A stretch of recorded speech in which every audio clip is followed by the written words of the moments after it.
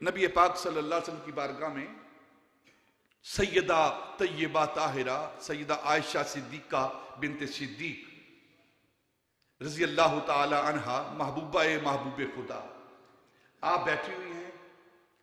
نبی پاک صلی اللہ علیہ وسلم کی طبیعت کچھ علیل ہے تو آپ عرض کرتی ہیں یا رسول اللہ صلی اللہ علیہ وسلم ایک بات میں نے عرض کرنی ہے. تو فرمایا ہاں عائشہ بتاؤ.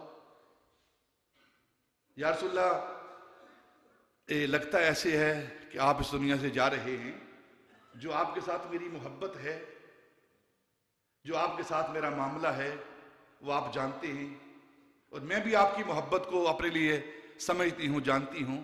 تو میں چاہتی ہوں کہ جانے کے بعد میں بھی آپ کے پاس ہی اسی حجرے کے اندر میری قبر بھی آپ کی قبر کے ساتھ بنے.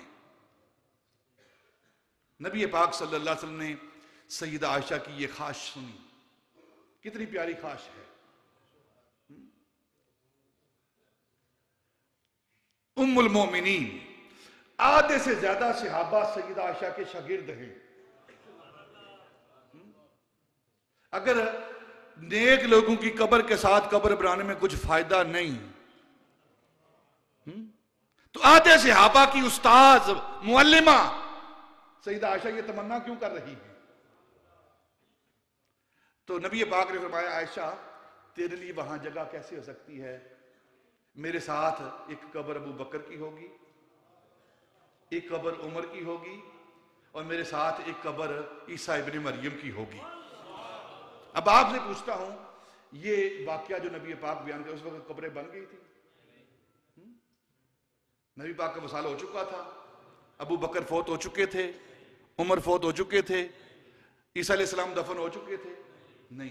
نبی پاک فرما رہے ہیں کہ میری قبر کے ساتھ ابو بکر کی قبر ہوگی, ابو بکر کے ساتھ عمر کی قبر ہوگی, ساتھ عیسیٰ ابن مریم کی ہوگی.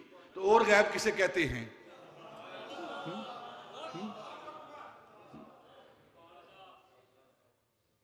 ابھی قبریں بنی نہیں لیکن نبی پہلے خبر دے رہا ہے. اور جتنی بھی قیامت کی نشانیاں بیان کی جا رہی ہیں یہ ساری کی ساری تو غیب کی خبریں ہیں.